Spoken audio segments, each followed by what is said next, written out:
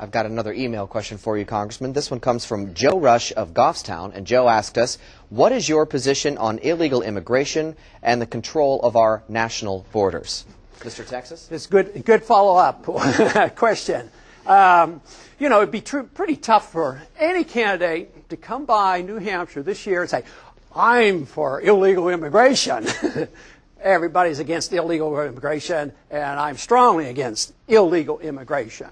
But I voted for the immigration bill that came up, and it's a pretty strong bill. It was far from perfect. But building fences and putting machine guns on the border is not my answer to the immigration problem. I don't think you can solve the immigration problem if you don't solve the economic problems. If you don't deal with the welfare state, you won't be able to handle this problem. For instance, there's a tremendous motivation for illegals to come in. One, of course, is to work, and you can't take that away from them. But there's also a strong motivation to bring their families now because they know they're going to get amnesty. And I don't believe in amnesty. That should be illegal because it's breaking our immigration laws. I know as a physician and as an OB doctor that I had been required to go to the emergency room under federal law to be there within 30 minutes to deliver an illegal alien. And they became citizens and automatic benefits. The incentives are too great. If you don't deal with that, the incentives are going to be too high. Whether it's birthright citizenship or whether it's amnesty. But what about them getting on our Social Security? They can get on our Social Security by working 18 months as an illegal. They go back to Mexico and qualify for our benefits. They even talked about opening up a Social Security office in Mexico City. That should be denied. I have a bill that would deny all benefits to illegals. Nothing. They shouldn't have it.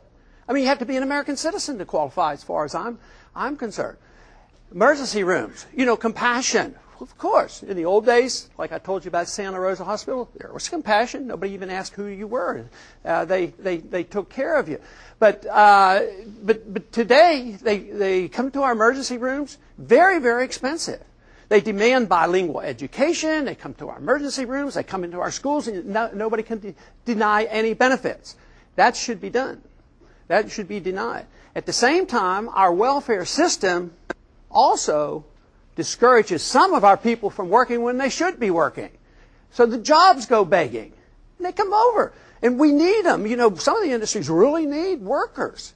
And I have a lot of people coming in. We need more people to come in here and work. We can't find the jobs. They're not trained and they won't work.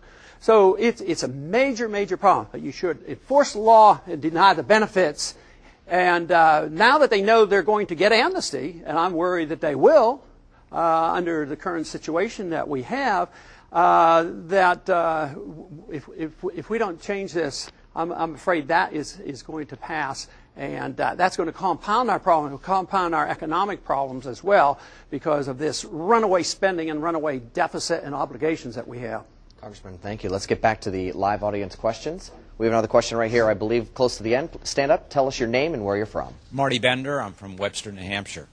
I heard the other day that independent voters want more civil liberties and less government spending.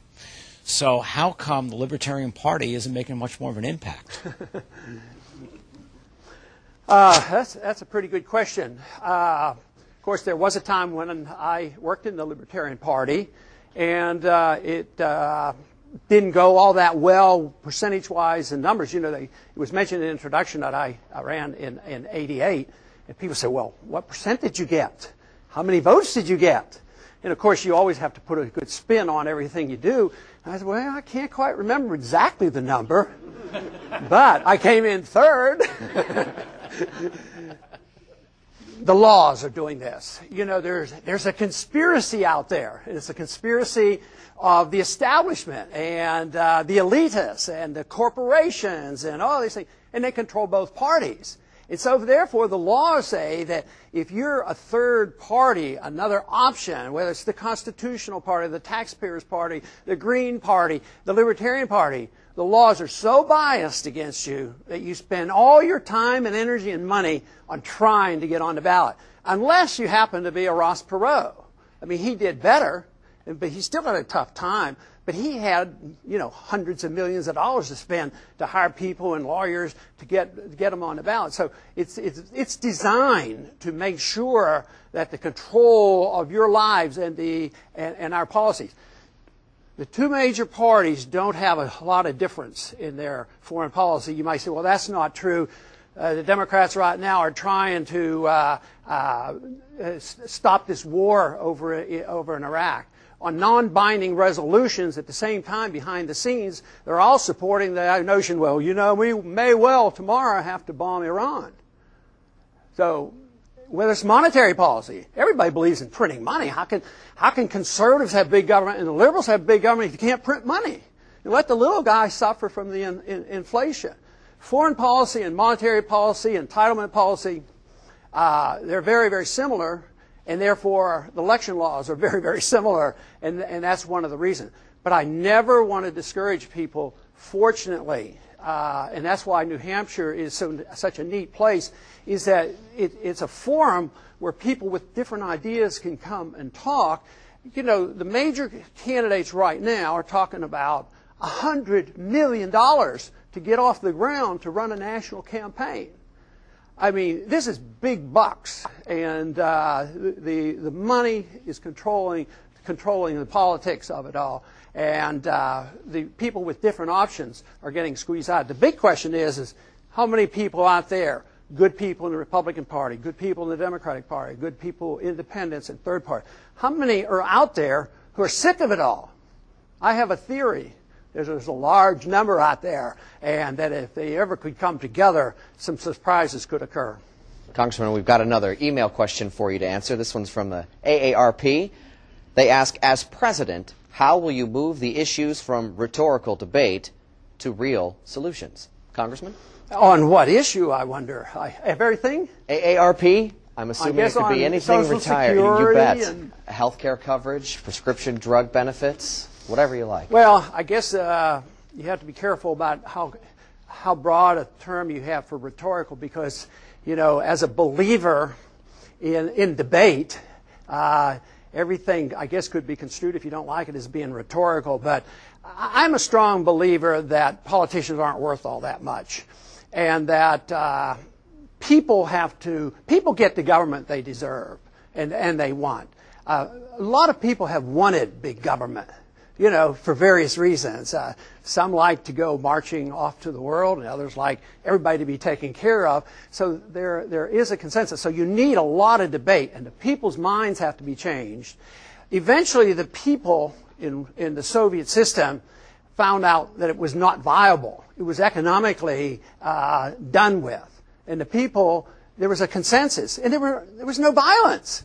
It just disappeared. And miraculously, we didn't have to fight them. They had 30,000 nuclear bombs. That's why I argue we ought to be talking to people who don't even have nuclear weapons, So it has to start there. It starts with the people, then it starts with getting better people into Congress. It starts with having a president that's willing to listen and talk about these things.